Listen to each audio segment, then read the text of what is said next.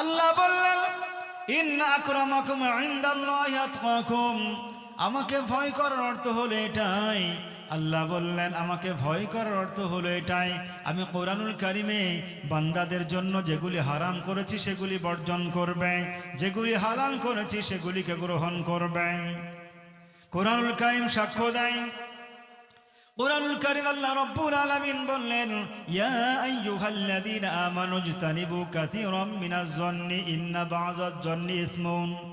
আল্লাহ বলেন, ঈমানদার বান্দা বান্দিরা, তোমাদের সামনে যে মানুষই থাকুক না কেন, সেই মানুষটি সম্পর্কে তোমরা কুধারণা করো না, অধিক ধারণা করো না, কেননা অধিক ধারণা অনেক সময় সেগুলি পাপ হয়ে যায়।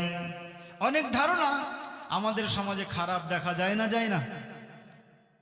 আল্লাহ বললেন, ইন্না বা'যাজ যন্নি ইসমুন, অধিক ধারণা অনেক সময় খারাপ ধারণাগুলি পাপ হয়। ইয়া আইয়ুহাল্লাযীনা আমানু ইজতানিবু কাসীরাম মিনাজ যন্নি ইন্না বা'যাজ যন্নি ইসমুন।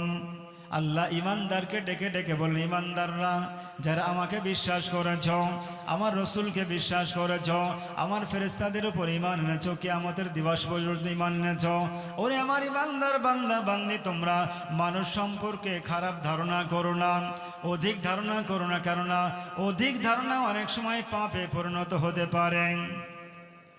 আল্লাহ কোরআনুল কারীমের সূরাতুল হুজুরাতের 12 নম্বর আয়াতে 3টি উপদেশ দান করলেন। ওয়ালা তাজাসসু, মানুষের দোষ অন্বেষণ করো না, দোষ খুঁজো না। ওয়ালা ইয়াগতাব বা'যুকুম বা'যা, কোন মানুষ সম্পর্কে তোমরা গীবত করো না। তাহলে এখানে 3টি পাপের কথা আল্লাহ রাব্বুল আলামিন বললেন। ঈমানদারকে 3টি পাপের কথা বললেন এবং সেই 3টি পাপ থেকে দূরে থাকতে বললেন। একটি পাপ হলো মানুষ সম্পর্কে খারাপ ধারণা থেকে খারাপ ধারণা করা পাপ। দ্বিতীয় নাম্বার হলো মানুষের দোষ খোঁজা, আর তৃতীয় নাম্বার হলো গীবত করা। কুরআনুল কারীম আল্লাহ রাব্বুল আলামিন বললেন, ওয়ালা ইয়াগতাব বা'যুকুম বা'যা আইয়ুহিব্বু আহাদুকুম আইয়াকুলা লাহমা আখিহি মাইতান ফাকারিহতুম। তোমাদের মধ্যে কেউ কি এমন ব্যক্তি আছে, এমন মানুষ আছে যে নিজের ভাইয়ের মৃত্যু ভাইয়ের মাংসটা ভক্ষণ করবেন? কেউ কি কোনো ভাই যদি মারা যায়, আব্দুল করিমের ভাই আব্দুল সাত্তার মারা গিয়েছে, আব্দুল করিম ভাই মৃত্যু মানুষের মাংসটা কি খায়? জোরে বলেন। কিয়ামত পর্যন্ত খাবে। আল্লাহ রাব্বুল আলামিন বললেন, হে ঈমানদার বান্দা বান্দিরা, আইয়ুহিব্বু আহাদুকুম আইয়াকুলা লাহমা আখিহি মাইতান ফাকারিহতুম। কেউ কি এমন আছে যারা ভালোবাসে খেতে নিজের মৃত্যু ভাইয়ের মাংস? ফাকারিহতুম, কেউ তো তা পছন্দ করে না। যদি সত্যি পছন্দ না করে, তাহলে আমরা ঈমানদার বান্দা হিসাবে আল্লাহ রাব্বুল আলামিনকে যদি ভয় করে থাকেন, আর সেই ভয় করা মানুষটাকে আল্লাহ রাব্বুল আলামিন পছন্দ করেন, ভালোবাসেন, এখানে 3টি গুণের কথা বলা হলো। মানুষ সম্পর্কে খারাপ ধারণা করা যাবে না। দ্বিতীয় নম্বরে আল্লাহ বললেন, মানুষ সম্পর্কে খারাপ ধারণা তো করবেই না, মানুষের দোষ অন্বেষণ করবে না, দোষ খুঁজবে না। আর তৃতীয় নম্বরে তোমরা গীবত করবে না। একজন ঈমানদার বান্দা কোনো মানুষ সম্পর্কে খারাপ ধারণা করবে না, মানুষের গীবত করবে না, মানুষের দোষ পিছনে পিছনে খুঁজবে না। ছোট্ট একটি দৃষ্টান্ত টানতে চাই। ঘটনার মধ্যে পাওয়া যায়, আমি যখন কোনো মানুষ সম্পর্কে খারাপ ধারণা করব, অবশ্যই দেখা দিতে পারে সেই মানুষটা সম্পর্কে যে ধারণা করেছিলাম সেটা সেই দোষে দোষী নাও হতে পারে। এমনও তো হতে পারে মানুষ একটি ব্যাগ হাতে করে নিয়ে যাচ্ছে, আমি অনুমান করলাম ব্যাগের মধ্যে ময়দা রয়েছে, ব্যাগের মধ্যে ময়দা না থেকে সরিষাও থাকতে পারে, ঠিক না বেঠিক? জোরে বলেন। একজন আল্লাহওয়ালা মানুষ, যখন আমিনাবাদে পড়তাম, আমাদের শিক্ষকগণ একটি ঘটনা শুনিয়েছিলেন। একজন আল্লাহওয়ালা মানুষ, পরেশগার মানুষ, তার মার এত খিদমত করতেন, এত ভালোবাসা দিতেন, এত খিদমত করতেন, মহব্বত করতেন, যে মানুষটির মা এক সময়ে তার খালা আম্মার বাড়িতে ঘুরতে গিয়েছেন, বেড়াতে গিয়েছেন। হঠাৎই দেখা গেল তার কাছে সংবাদ এলো তার আম্মাজান তার খালার বাড়িতে গিয়ে ভীষণ অসুস্থ, এত অসুস্থ, মৃত্যুর উপক্রম হয়ে গিয়েছে। এই আল্লাহওয়ালা মানুষটি তার খালার বাড়িতে গিয়ে তার মাকে নিয়ে আসছে। তো দেখা গেল মা এত অসুস্থ, এত অসুস্থ, তার দেহে, তার কপালে, তার গালে হাত দিয়ে একটু সেবা করবে এমন অবস্থা নেই। এত দুর্বল হয়ে গিয়েছে, এত জ্বর এসেছে, অতএব এত ক্লান্ত, এত দুর্বল হয়ে গিয়েছে। আল্লাহওয়ালা বান্দাটা নৌকার উপরে চাপিয়ে তার আম্মাজানকে নিয়ে আসছেন। রাস্তার মধ্যে দেখা গেল যখন নৌপথে নৌকার মাধ্যমে নৌকায় করে তার আম্মাজানকে নিয়ে আসছেন। আস্তে আস্তে দেখা গেল তার মা যেন এত অসুস্থ হয়ে গিয়েছেন, যার ফলে তার মার কপালেও হাত দিতে পারে না, দুটি আঙুল দিয়ে চেপে একটু স্পর্শ করে সেবা করবে সেই অবস্থাও তার নেই। রাস্তায় চলে আসেন, যখন নৌকার মাধ্যমে নৌকা পার হচ্ছে, নৌকার সাইড থেকে, সমুদ্রের সাইড থেকে, নদীর সাইড থেকে মানুষেরা দেখছে একজন টুপি পরিহিত অবস্থায় মানুষ যেন তার মায়ের কপালে চোখ দেয়। মানুষেরা দেখতে পেল একজন তরুণ নওজোয়ান যুবক যেন একজন মহিলার কপালে ঠোঁট দেয়, একজন মহিলার গালে ঠোঁট দেয়, একজন মহিলার ঠোঁটে যেন ঠোঁট ঠেকায়। মানুষেরা খারাপ ধারণা করলো একজন দাড়িওয়ালা টুপিওয়ালা মানুষ একজন মহিলাকে এইরকম করে নৌকার উপরে, নৌকায় যখন আসতেন একজন মহিলার কপালে ঠোঁট ঠেকাচ্ছে, মানুষেরা খারাপ ধারণা করলো এবং বলল নৌকা থেকে যখন তীরে আসবে, যখন ঘাটে আসবে সেই লোকটিকে আমরা উত্তম মাধ্যম দেব, মানে মারব। কি বলল? যখনই আসবে আমরা মারব। তাদের ধারণা ছিল সেই ছেলেটি একজন অপরিচিত নারীর কপালে গালেই হয়তো ঠোঁট ঠেকাচ্ছে, মানে চুম্বন খাচ্ছে। এই রকম করে নৌকা যেই দিকে যায় সেই দিকেই যেন একজন যুবক চলে যায়, সেই দিকেই যেন মানুষ হাঁটতে আরম্ভ করে। আর ভাবে আমাদেরকে দেখি হয়তো কিনারাই নৌকা ঠেকাচ্ছে না, তীরে নৌকা ফেরাচ্ছে না, এই রকম করে চলে যায়। সময় চলে যায়, মিনিট চলে যায়, যেতে যেতে দেখা গেল তার গন্তব্যস্থলে যখন উপস্থিত হওয়ার জন্য নৌকায় করেন, তীরে নৌকা ঠেকালো। অতএব যখন ঘাটের ধারে চলে এলো, যখন নৌকা থেকে মেয়েটিকে উপরে নামালো, মানুষেরা ঘেরাও করে তাকে জিজ্ঞেস করল একজন মহিলার কপালে তুমি কেন ঠোঁট ঠেকাচ্ছিলে, একজন মহিলাকে কেন তুমি চুম্বন করছিলে, জানতে চাই। সঙ্গে সঙ্গে মানুষগুলি যখন এই প্রশ্ন করেছে, আল্লাহওয়ালা বান্দাটা বলতে আরম্ভ করলেন, ওগো আমার তরুণ নওজোয়ান ভাইরা বলতে চাই, এটা পৃথিবীর অন্য কোনো নারী না, অন্য কোনো মহিলা নয়, এটা হলো আমার আম্মা জান। ভীষণ অসুস্থতায় আমার হাত দিয়ে চেপে দেব, হাত দিয়ে সেবা করব, সেই সেবা নেওয়ার মতো তার ক্ষমতায় নাই, তার শক্তি নাই, এত দুর্বল হয়ে গিয়েছে, এত দুর্বল হয়ে গিয়েছে, তাই আমার ঠোঁট দিয়ে তাকে সেবা করছি। জোরে বলুন সুবহানাল্লাহ। আল্লাহ রাব্বুল আলামিন বললেন, ও পৃথিবীর বান্দা বান্দি, কারো সম্পর্কে তোমরা খারাপ ধারণা করো না, কারো দোষকে অন্বেষণ করো না, কারো গীবত করো না। কেননা মহান রব্বুল আলামিন এই তিনটি গুণের কথা বললেন, বদ গুণের কথা বললেন, যে বদ অভ্যাসগুলি কোনো ইমানদার বান্দা বান্দির মধ্যে থাকতে পারে না। থাকতে পারে গো? থাকতে পারে না। আল্লাহ রাব্বুল আলামিন তাই বললেন, পৃথিবীর বান্দা বান্দিরা, ইন্না আকরামাকুম ইনদাল্লাহি, নিশ্চয় আমার কাছে সেই বান্দা বান্দি উৎকৃষ্ট সম্মানিত, আতকাকুম, যে আমাকে ভরসা করে চলে, যে আমাকে ভয় করে চলে, যে আমাকে তাওয়াক্কুল করে চলে। আল্লাহ রাব্বুল আলামিন বললেন সেই ব্যক্তিটা আমার কাছে সম্মানিত। কিয়ামতের দিবসে দুজন সম্মানিত মানুষকে আল্লাহ রাব্বুল আলামিন জান্নাতের সামনে দাঁড় করাবেন। সেই দুজন বান্দা বান্দির মধ্যে একজন থাকবে যারা নিয়মিত সারা জীবন ধরে রমজানের রোজা করেছিল, আর একজন মানুষ ফজরের পরে কোরআন তেলাওয়াত করত, মাগরিবের নামাজের পরে কোরআন তেলাওয়াত করত, সারা জীবন ধরে কোরআন তেলাওয়াত করত। এইরকম দুইজন বান্দাকে আল্লাহ দাঁড় করিয়ে দিবেন। আল্লাহ রাব্বুল আলামিন তাদেরকে যখন জান্নাত দিবেন, জান্নাত দিতে একটু দেরি করবে, তাদের জান্নাতের ফয়সালা হয়ে গিয়েছে। কিয়ামতের দিবসে সেই দুইজন মানুষকে মহান রব্বুল আলামিন দাঁড় করে রাখবেন। হঠাৎ করে দেখা যাবে দুইজন মানুষের জন্য দুইটি বস্তু দাঁড়িয়ে গিয়ে আল্লাহকে বলবে, আল্লাহ গো, এই দুইজনকে কেন তুমি দেরি করো জান্নাত দিতে? আল্লাহ রাব্বুল আলামিন সবকিছু জানার পরেও তাদেরকে জিজ্ঞেস করবে, তোমাদের পরিচয়টা জানতে চাই। আল্লাহ রাব্বুল আলামিন বলবেন, ওগো আমার আল্লাহ, এই লোকটি পৃথিবীর মধ্যে ইমানদার ছিল, তোমাকে ভয় করে চলত।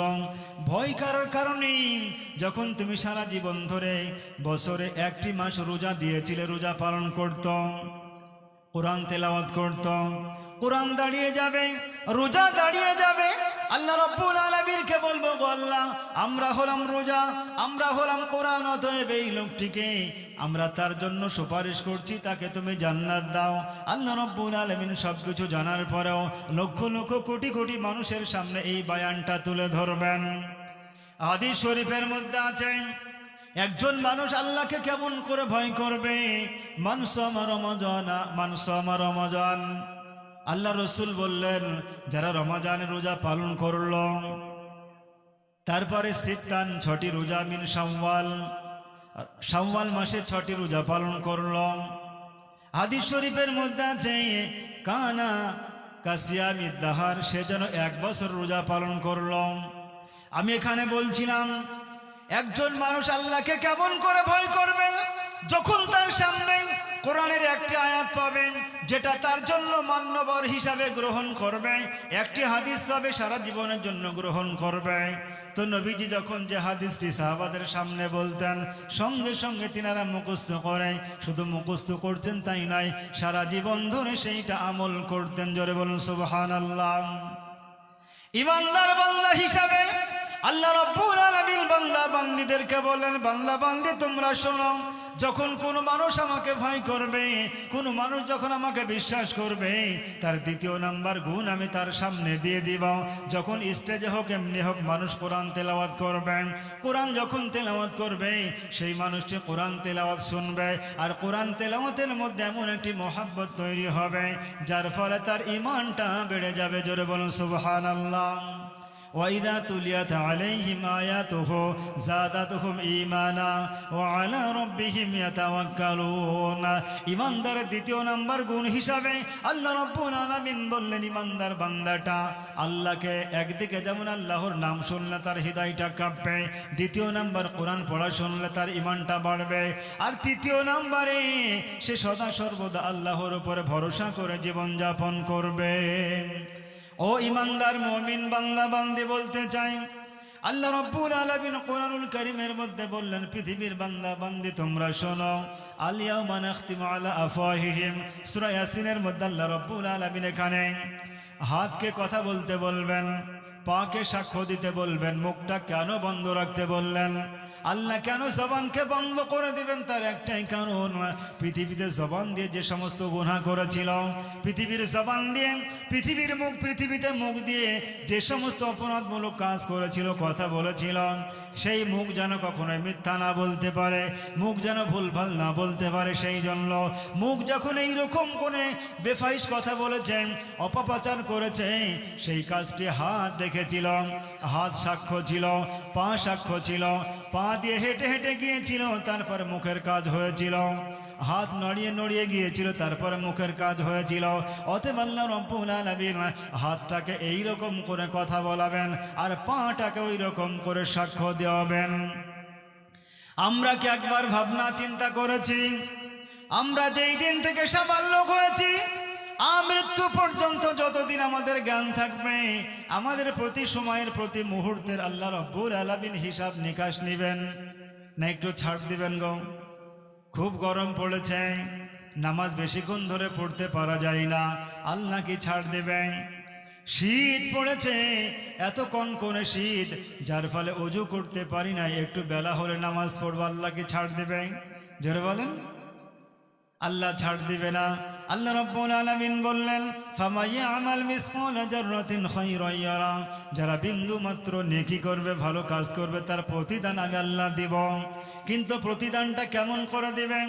কুরআনুল কারীম আল্লাহ রাব্বুল আলামিন সাক্ষ্য দিলেন, মান জাআ বিল হাসানাতি ফালাহু আশরু আমসালিহা, পৃথিবীর বুক থেকে যারা একটি ভালো কাজ করে আসবেন, কটি বললাম? একটি ভালো কাজ করে আসবেন, আল্লাহ বললেন তাদেরকে আমি 10টি প্রতিদান দান করব।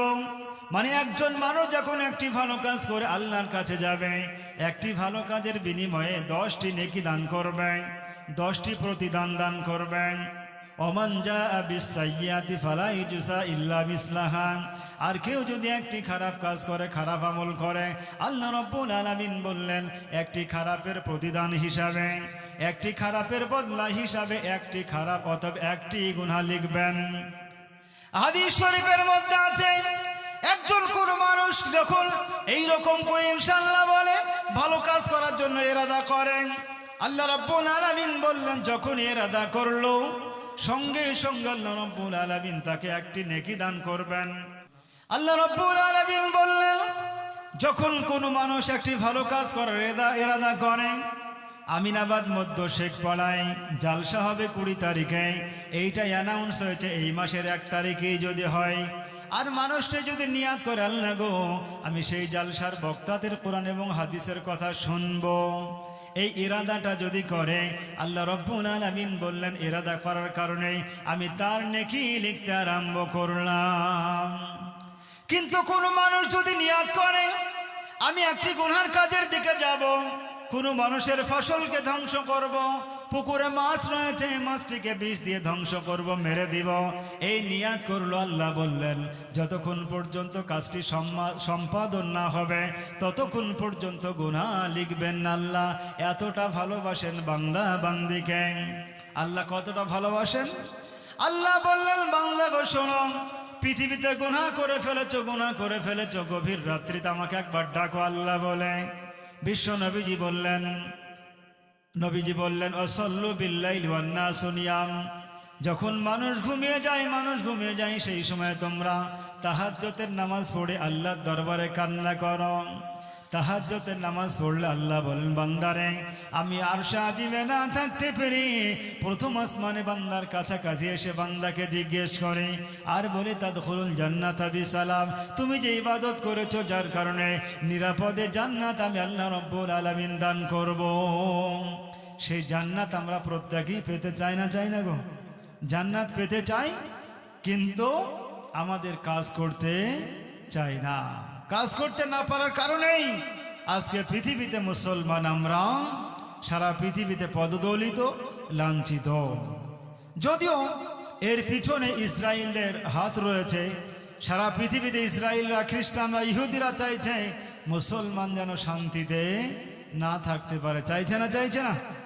সারা পৃথিবীর ইসরায়েল, সারা পৃথিবীতে ইসরায়েলরা তাদের প্রোডাক্টের মাধ্যমে, খ্রিস্টান ইহুদিরা তাদের চক্রান্তের মাধ্যমে সারা পৃথিবীর মুসলমানদের শান্তিগুলিকে ধ্বংস করে দিতে চাইছে। কিন্তু আল্লাহ বলছেন না, সারা পৃথিবীতে আমি আমার ধর্মের বাতিকে জ্বালাবো, যদিও পৃথিবীর অমুসলমানরা সেটা অপছন্দ করে। আল্লাহ রাব্বুল আলামিন বলছেন ইউরিদুনা লিইউতফিউ নূরাল্লাহি বিআফওয়াহিহিম আল্লাহু মুতিম্মু নূরিহি ওয়ালাউ কারিহাল কাফিরুন।